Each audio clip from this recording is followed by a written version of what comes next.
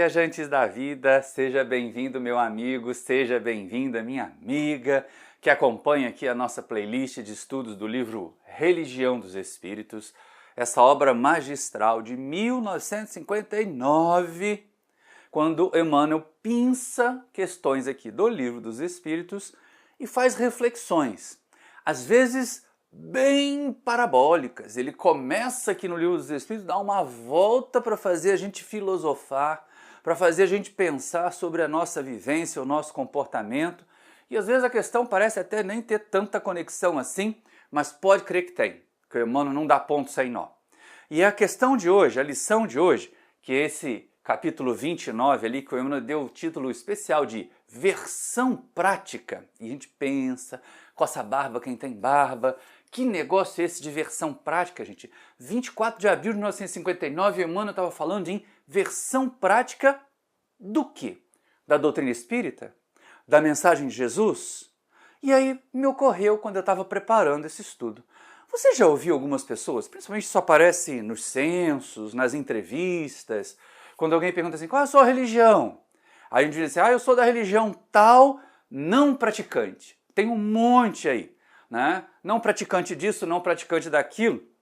E o pior de tudo, gente, tá aparecendo até espírita não praticante. Aquele espírita só de live, aquele espírita só de assistir programa no YouTube dentro de casa e não sair para o centro, não fazer mais nada, não ter nenhuma atividade no bem, só espectador de espiritismo. Espectador de espiritismo não é espírita de verdade, né? É estudante, pode até ser, estudante do espiritismo somos todos nós, mas praticante, a versão prática da doutrina que nós abraçamos está longe de ser. Então a gente tem que pensar bem qual é a proposta do Emmanuel para nós. E quando ele vai lá no Livro dos Espíritos, a gente toma aquela chapuletada duas vezes. No texto que ele escolheu aqui do Livro dos Espíritos, que é a questão 627, que já está lá na terceira parte, aquela que logo depois a gente aprender que Jesus é o nosso modelo e guia, a gente aprende que tem que praticar, não é? Que tem que ter uma versão prática dos ensinos que o modelo e que o guia dão para nós. E aí ele coloca aqui uma outra reflexão que começa até numa posição diferente, lá no festim de bodas, em que Jesus faz convites, né? Ou na parábola são feitos convites para que as pessoas participem de uma situação mais feliz, né? Das festividades no Reino dos Céus, vamos pensar assim. E aí ligando uma coisa com a outra, a gente para e pensa assim, mas por que que o Emmanuel fala de versão prática? E aí não tem jeito, não tem saída. A gente tem que ver aqui no Livro dos Espíritos por que que a questão 627 dá margem a nós pensarmos assim, será que eu estou praticando bem a doutrina? Será que eu estou vivenciando ou sou só um espectador? E hoje em dia, gente, porque no passado, antes da pandemia, o que nós tínhamos mais eram espectadores de palestras e tomadores de passe em centros espíritas, que eram os espíritas não praticantes de antes da pandemia. A coisa se agravou, porque agora nós temos os espectadores que nem ao centro vão. Pelo menos antes fazia o esforço, né, de caminhar, de pegar uma condução, de ir até uma casa espírita, ainda que não praticasse nada, mas já era algum movimento, já era alguma atitude menos passiva do que apenas apertar uma tecla, colocar uma palestra. Não estou negando que as palestras e que os canais do YouTube são ruins, não. Olha, a gente está aqui exatamente no canal do YouTube. Estou usando esse mecanismo, essa ferramenta, para convidar vocês, assim como me convida toda vez que eu estudo um texto do Emmanuel, para convidar vocês para a gente estudar. Mas é importante a gente também ver aqui no Livro dos Espíritos que pergunta é essa. E ela é assim, olha só. Uma vez que Jesus ensinou as verdadeiras leis de Deus, qual a utilidade do ensino que os Espíritos dão? Terão que nos ensinar mais alguma coisa? Mas olha só, antes da gente ver a resposta, mas não é? Quer dizer, se a gente já tem lá em Jesus tudo o que a gente precisa em termos de ensinamentos morais, o que os Espíritos vêm ensinar? Aí vem a questão que liga com o título que o Emmanuel deu, da versão prática. Gente, em termos de teoria, em termos de conteúdo, em termos de conhecimento, de Moisés, de Jesus, de Buda, de Krishna, nós já temos informação à beça. De teoria, nós já estamos fartos. Agora, cadê a prática da teoria que a gente aprende? É aí que entra a resposta dos Espíritos. Jesus empregava a miúde, na sua linguagem, alegorias e parábolas, porque falava de conformidade com os tempos e os lugares. Faz-se mister agora que a verdade se torne inteligível para todo mundo. Muito necessário é que aquelas leis sejam explicadas e desenvolvidas. Tão poucos são os que as compreendem e ainda menos os que as praticam. A nossa missão consiste em abrir os olhos e os ouvidos a todos, confundindo os orgulhosos, desmascarando os hipócritas, os que vestem a capa da virtude e da religião, a fim de ocultarem as suas torpezas. O ensino dos Espíritos tem que ser claro e sem equívocos, para que ninguém possa pretextar ignorância e para que todos o possam julgar e apreciar com a razão. Estamos incumbidos de preparar o reino do bem que Jesus anunciou. Daí a necessidade que a ninguém seja possível interpretar a lei de Deus ao sabor das suas paixões, nem falsear o sentido de uma lei toda de amor e caridade. E é muito interessante quando a gente olha a resposta, porque aí aparece o sentido do porquê da prática. Assim mesmo, de teoria nós temos um monte, e mesmo assim, de teoria, tem um monte de gente que se equivoca na interpretação. Por quê? Porque lá, quando elas foram enunciadas por Jesus, elas tinham que vir naquele formato oriental, parabólico. As pessoas não tinham desenvolvimento intelectual, não tinham desenvolvimento científico para entender determinadas nuances. Então era colocado como se fosse uma historinha, uma figura de linguagem, e muita gente podia interpretar isso errado. Tanto que o Espírito chama a atenção ali, ó. Muito necessário é conhecer essas leis. Por quê? Explicadinha, como diria um personagem de humor, nos mínimos detalhes. Por quê? Porque tem um monte de gente que não pratica. Poucos compreendiam a linguagem alegórica que Jesus utilizava, que está lá no Evangelho hoje ainda, que está lá no Novo Testamento, no Velho Testamento. É uma linguagem cheia de símbolos, e que também a gente tem que olhar com os olhos do passado, quer dizer, por que determinada foi dita naquele tempo, e como era a sociedade naquele tempo, porque quando Jesus fala de bode e ovelha, aqui na cidade grande, gente, pouca gente sabe até o que é um bode e o que é uma ovelha. Não sabe nem a diferença. Mas na época que Jesus diz, eram pastores que ouviam isso. Então eles sabiam muito bem qual era o comportamento dos bodes, qual era o comportamento das ovelhas, e aí entendiam melhor a parábola. Para nós, essa parábola então ficou mais difícil de entender. Por isso que o Espírito fala ali no primeiro slide. Poucos compreendem e menos ainda praticam. E é nessa hora que vem a história do segundo slide. A função dos Espíritos, então, é explicar nos mínimos detalhes. Para quê? Para a gente não ter desculpa de praticar. Olha a versão prática do Emmanuel. Olha a ideia de que só conhecimento não basta. E o Espírito ainda faz mais, hein? Cuidado aí com essa capa de santo. Cuidado com essa capa de religioso. Ó. A nossa missão é confundir, está aqui no de baixo, confundir os orgulhosos, desmascarar os hipócritas, tá? Aqueles que usam a capa da virtude da religião, mas escondem ali as suas falhas, as suas torpezas. Isso é muito interessante. E ele termina com essa ideia de chamar a prática. Ó, chama a prática, sim, tem que fazer, mas para que a lei de Deus não seja interpretada ao bel prazer, ao gosto de cada um. Ou seja, não existe, pelo menos do ponto de vista da prática, da vivência, espiritismo à moda da casa. O que existe é doutrina espírita, que a gente tem que ler, que a gente tem que estudar, mas que também, para ela poder entrar em nós de verdade e sair a partir de nós, ela tem que ser praticada, ela tem que ser vivenciada. Então é nesse contexto de que a tarefa dos Espíritos é nos esclarecer para que ninguém tenha desculpa de não viver, que Emmanuel entra com seu texto. E que Emmanuel já começa logo falando da história do festim de bodas. Olha só.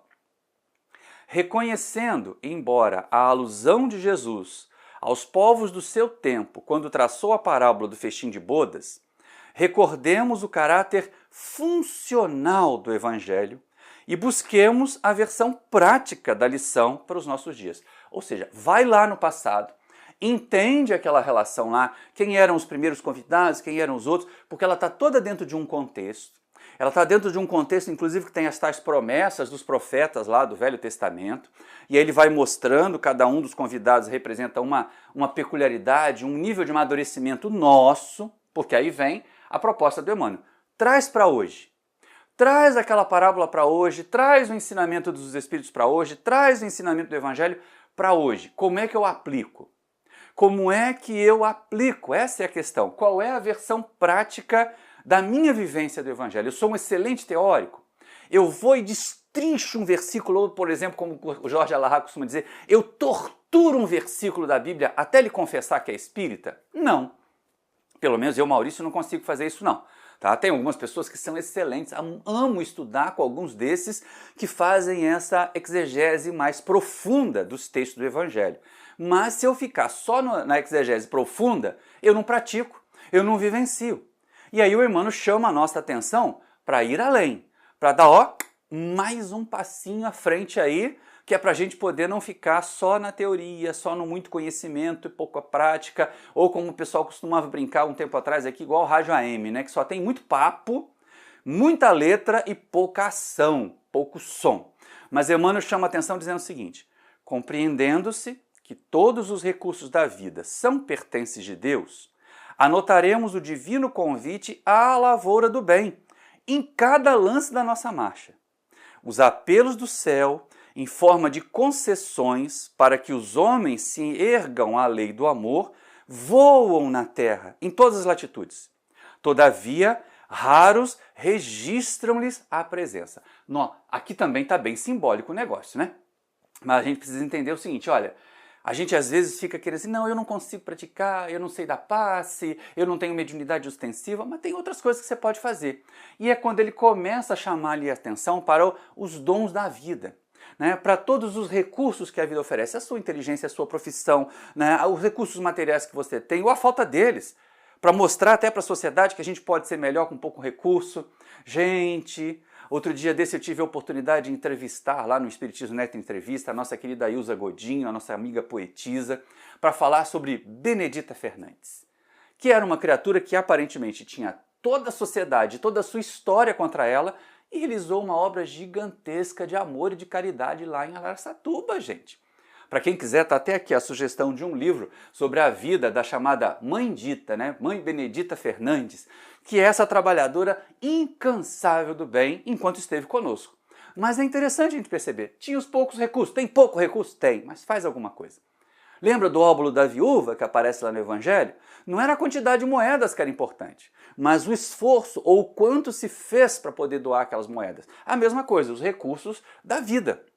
Tá? Isso é um convite. Cada recurso nosso é um convite à lavoura do bem, ou seja, a semear e a plantar o bem em torno de nós. E aí vem o Emmanuel dando aquela, né, assim, ai meu Deus, que monte de gente que não percebe, né? Porque assim, os apelos vêm.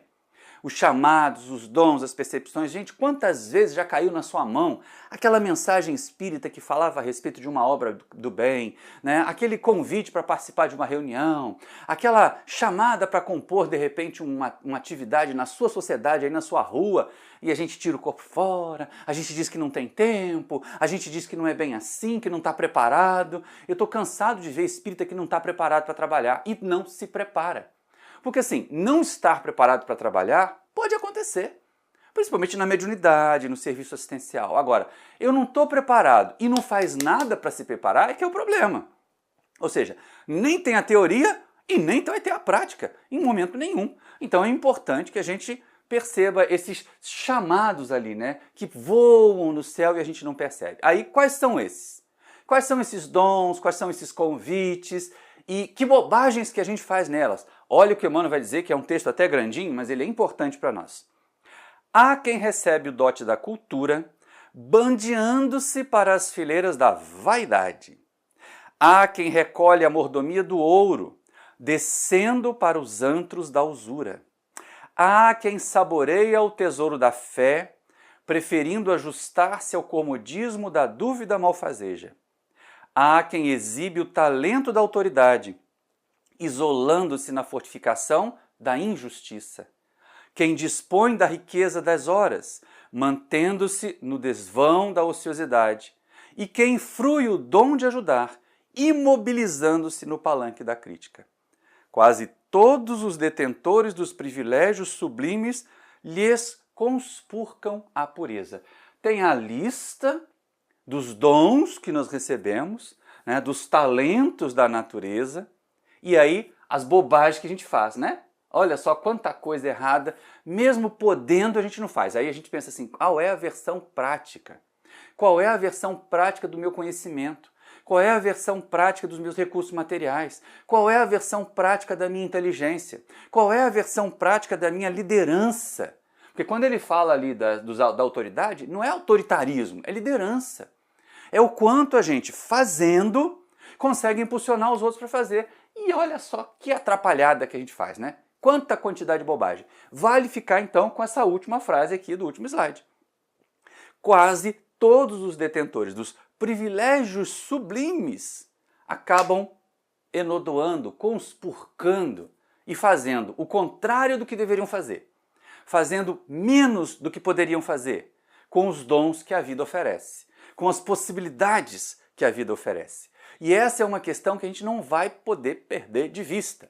Porque olha só que coisa interessante, como é que o Emmanuel vai dizer assim, olha, pode ser, use mal, mas vai ter uma hora que a vida vai te cobrar o mau uso, que a vida vai apresentar a conta, como aquela questão, que fizeste dos dons, dos talentos? Aí a gente muda de parábola e vai lá para a parábola dos talentos.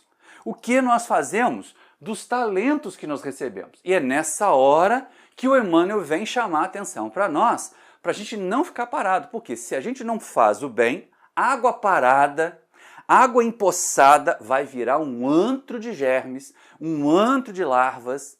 A água que circula é que realmente mata a sede e que torna fértil o solo em volta dela. E é isso que a gente tem que ter cuidado. Olha só o que o Emmanuel vai dizer. Contudo, quando mais se acreditam indenes de responsabilidade e trabalho, os acomodados, né? Eis que surge o sofrimento por mensageiro mais justo, convocando bons e menos bons, felizes e infelizes, credores e devedores, vítimas e verdugos ao serviço da perfeição. E, sacudidos nos refolhos do próprio ser, os pobres retardatários anseiam libertar-se do egoísmo e da sombra, consagrando-se, enfim, à obra do bem de todos, em cuja exaltação é possível reter a celeste alegria. Então, porque a doutrina espírita não faz apologia ao sofrimento, e a gente observa nesses dois slides aqui o seguinte, olha, tinha os dons, tinha a faculdade de fazer o bem, não fez, a dor é consequência, a atrofia é consequência daquele que não se exercita. E para a gente não ficar atrofiado, a dor vem como despertador, é o que está dito ali. E aí só na hora que a dor aparece é que muita gente diz, eu tenho que fazer alguma coisa, meu Deus, eu tenho que trabalhar, eu tenho que agir, eu tenho que ir ao centro. Aí vira um monte de trabalhos, faz um monte de trabalhos, quando já não tem mais o corpo físico, quando já não tem mais uma idade que permita agir com a mesma facilidade. Não é que não vai agir, não, faz. Tem um monte de gente que desperta para o bem, né, que se consagra, enfim, à obra do bem, tardiamente, e faz muita coisa. Agora, seria muito melhor se a gente fizesse antes, né? Seria muito mais inteligente da nossa parte se a gente aproveitasse os dons para trabalhar agora, enquanto tem força física, enquanto tem saúde, enquanto tem pouca idade, para quando chegar lá no momento em que provavelmente as dificuldades viriam, nós já vamos estar tão atenuados, já vamos ter aprendido, progredido tanto, que essa dor fica mais leve, ou pelo menos ela fica mais fácil de ser entendida, porque nenhum de nós vai escapar da degeneração do corpo físico. Então, dorezinhas, minha gente, vão aparecer. Que na idade que eu tô, daqui para frente, se a gente acordar e não sentir dor nenhuma, é melhor olhar para a cama, ver se o corpo não ficou lá, o espírito saiu sozinho, porque pode ter desencarnado. Mas, como é que a gente encara essas dores? Como é que a gente encara as dificuldades materiais? Como é que a gente encara o envelhecimento? Essa é a questão que o trabalho antes, que a prática, que a versão prática daquilo que a gente sabe, porque saber, a gente já sabe há muito tempo. A versão prática daquilo que a gente já sabe, atenuou esse momento, tornou esse momento mais fácil de ser atravessado. E é aí que o Emmanuel já vai caminhando para a conclusão, chamando a nossa atenção assim, ó. Entretanto, ainda aí repontam desditosos, espíritos rebeldes, agressivos e ingratos. Para eles, porém, a vida nessa fase reserva tão somente a cessação do ensejo de avanço e reajuste, porquanto, jugulados, sob o jugo, pela própria loucura, são forçados na treva a esperar que o futuro lhes oferte ao caminho o tempo expiatório em cárcere de dor. Ou seja, mesmo quando vem a dor, essa aqui é a questão, isso aqui é o perigo, esse slide aqui é um perigo para nós. Porque tem gente que, mesmo quando vem a dor, em vez de acordar e começar a trabalhar, como a gente viu no anterior, aqueles que, enfim, resolvem fazer a sementeira do bem, ainda tem gente que fica reclamando, chiando, lamentando, dizendo que Deus não é justo, por que isso acontece? E aí, nessa hora, desperdiçou os talentos. Lembra da parábola dos talentos, do tal do prantos e ranger de dentes, de pés e mãos atados? Aparece ali, no segundo parágrafo. Para essas pessoas que desperdiçaram o tempo e que não acordaram para fazer o bem, mesmo mais tardiamente, só vai vir um processo de mais dores, ao ponto de estacionar, de estancar o avanço do reajuste. E é reajuste que o Emmanuel fala. Tá? Nós estamos aqui na Terra, planeta de provas e expiações, para tentar reajustar um passado que não foi assim tão bom, Não tem que ficar querendo escarafunchar o passado, porque a gente só vai descobrir que não foi boa bisca.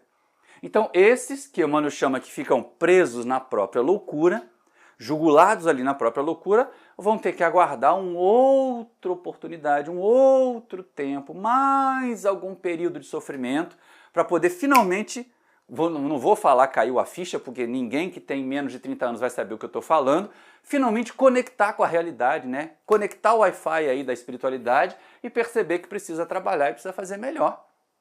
E é exatamente esse o convite que a vida nos faz. Sair da teoria, sair do só amontoado de conhecimentos e assim, agora eu posso praticar, ainda que pouquinho. E enquanto eu vou me qualificando, enquanto eu vou adquirindo novos conhecimentos, eu vou já praticando aquilo que eu já posso. Faça o que você já pode, faça o que você já sabe e aprenda mais para poder fazer mais. É a proposta do Emmanuel para nós. Ele diz assim, desse modo, se a luta vos concita a servir para o reino de Deus, com a aflição presidindo os vossos passos, tende na paciência a companheira firme, a fim de que a humildade, por excelsa coroa, vos guarde o coração na beleza e na alvura da caridade em Cristo, que vos fará vestir a túnica da paz no banquete da luz. E aí ele volta aqui a questão do festim de bodas, para encerrar para nós, que assim, pode acontecer, Maurício, de você estar evoluindo e atravessar um momento de dores, assim, puxa vida, por que esse momento de dor veio agora, depois de tanto tempo de trabalho? Porque agora que o Maurício está forte para atravessar, que agora que o João está forte, que a Maria está forte, que o Daniel está forte. Pode ser. Então, se vier o trabalho junto com a dor, paciência. Paciência não é acomodação, tá, gente? É só paciência.